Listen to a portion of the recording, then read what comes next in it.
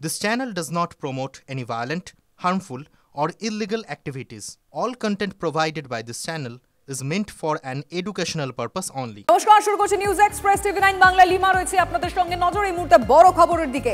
দলনেতার দায়িত্ব পাওয়ার পরই সাংসদদের নিয়ে বৈঠকে অভিষেক বন্দ্যোপাধ্যায়।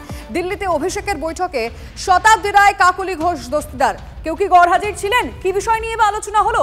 আমাদের রিপোর্টার জ্যোতির্ময় কর্মকার জানাবেন। জ্যোতির্ময়, দেখো, অভিষেক বন্দ্যোপাধ্যায় তিনি দলনেতা হিসেবে দায়িত্ব নেওয়ার পর আজকে লোকসভার সাংসদদের সঙ্গে প্রথম সংসদ ভবনে তিনি বৈঠক করছেন এবং যে খবর আমাদের কাছে আসছে যে তিনি প্রথমে দেখা করেছেন স্পিকারের সঙ্গে এবং স্পিকারের সঙ্গে দেখা করার পরেই এই মুহূর্তে তার বৈঠক চলছে।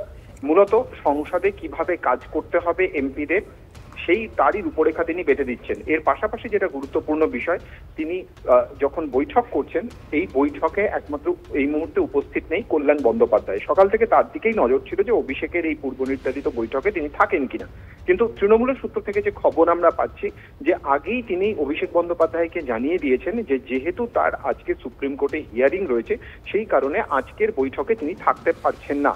স্বাভাবিকভাবেই আমাদের এরপর নজর থাকবে যে অভিষেক বন্দ্যোপাধ্যায় তাকে যে আশ্বাস দিয়েছিলেন যে তার সঙ্গে আলাদা করে কথা বলবেন, সেই বৈঠক হয় কিনা, তার সঙ্গে আলাদা করে কোনো কথা হয় কিনা, আমাদের নজর থাকবে সেদিকে।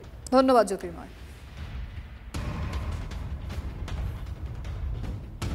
লোকসভায় তৃণমূলের মুখ্য সচেতকের পদ থেকে ইস্তফাপত্র দলনেত্রী গ্রহণ করার পর গতকাল কল্যাণ বন্দ্যোপাধ্যায় ঠিক কি বলেছিলেন শুনুন একবার।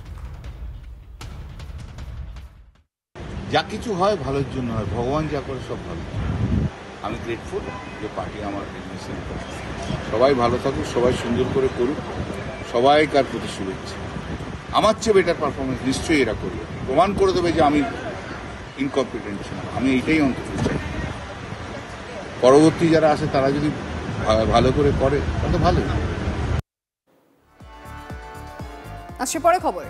প্রাইম টাইমে বাংলা সিনেমার শো পাওয়া নিয়ে জট কি কাটছে? হিন্দির পাশাপাশি বাংলা সিনেমাকেও গুরুত্ব দিতে হবে। পরিচালক, প্রযোজক, ডিস্ট্রিবিউটরদের বৈঠকে সিদ্ধান্ত। নন্দনে মন্ত্রী অরূপ বিশ্বাসের বৈঠকে একমত পরিচালক, প্রযোজকদের। হলে বাংলা সিনেমার বেশি শো চেয়ে মুখ্যমন্ত্রীকে চিঠি।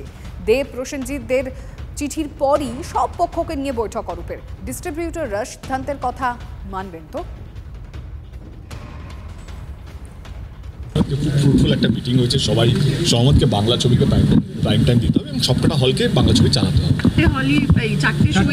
সেটা মানছি না, আমরা 50% শো নিয়ে আমরা এগোচ্ছি এবং ধূমকেতু প্রত্যেকটা সিঙ্গেল স্ক্রিনে সিঙ্গেল থিয়েটারে 50% শো পাবে, দ্যাট টু প্রাইম টাইম।